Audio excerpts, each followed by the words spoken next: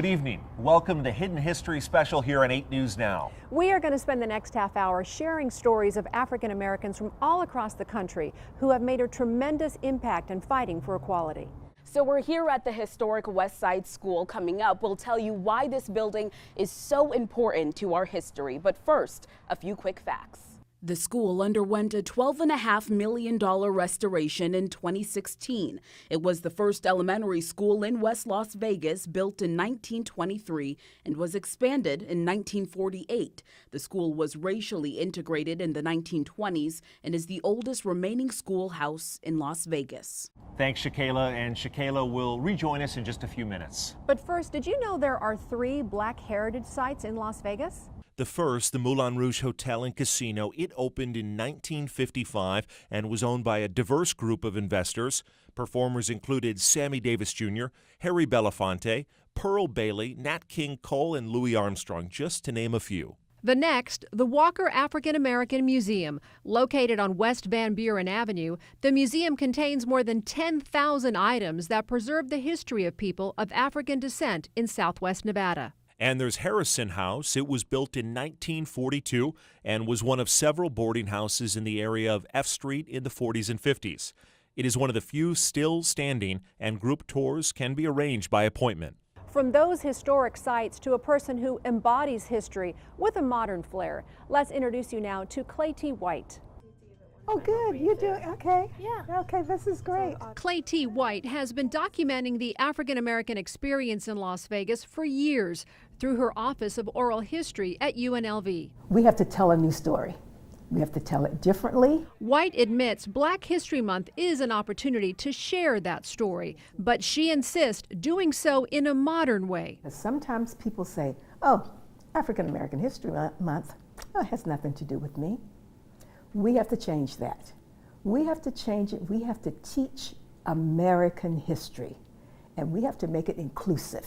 It has to include everybody. White uses our current political climate, the Black Lives Matter movement, and other events to frame her storytelling now. The followers of basketball, of football, of all kinds of sports will begin to pay attention to what taking a knee means, to what raising the fist meant at the Olympics. So these are teachable moments. The defining moment for African Americans in Las Vegas may have come in 1971 with the signing of the consent decree. So even though African Americans are able to spend their money in the casino now and go to shows and have dinner in the casinos, they cannot work in the casinos other than in the back of the house. The decree required more than a dozen strip and downtown casinos to offer African Americans employment equity at all levels in the industry, which eventually leads to integration in housing, schools, and community life. That is the turning point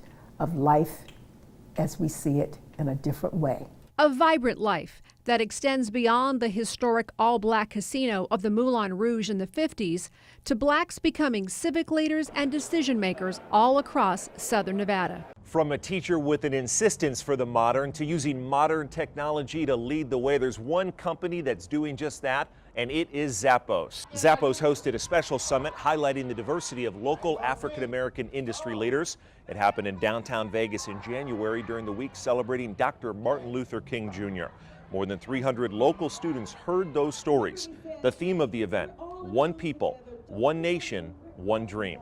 It's critical that these students see people that look like them, that are demonstrated as tech leaders, so that they can be inspired to become one day. Students participating also had the chance to bring their imagination to life by learning Paint 3D and fresh paint works of art.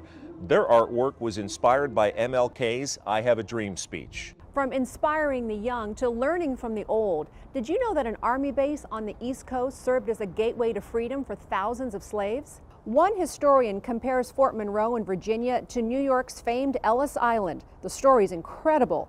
3 African-American young men forced into slavery during the Civil War decided to escape and risk their lives for some type of freedom, and they made it to Fort Monroe. They had been conscripted, forced basically into providing labor for the Confederate Army. They escaped, they took a rowboat, and they rowed across from Sewell's Point to Fort Monroe. And they came to the fort and presented themselves to the Union sentries and asked to be sheltered. The Union soldiers agreed, and before long, thousands of escaped slaves found their way to Fort Monroe. They were put to work wherever needed until emancipation in 1863. Just amazing bravery for all those that made that journey. It really was. Coming up, this building where we are right now is pivotal to African American history right here in Las Vegas. Shakayla Alvarenga will tell us why. And we'll meet a North Las Vegas artist who is spreading her legacy and her lesson through every artist who crosses her path. But first, uncovering hidden history. As we head to break, we want to introduce you to a woman who exemplified hidden history. This is Reverend Dr. Rena Weller Karifa Smart. She was the first black woman to graduate from Yale Divinity School and the first to get her Doctor of Theology degree from Harvard. She also served as an Episcopal priest and a minister in the African Methodist Episcopal Church. In addition, the Reverend Doctor was a professor of ethics at Howard University and served as an associate of the Center for Theology and Public Policy in Washington, D.C. She passed away just last month at the age of 97.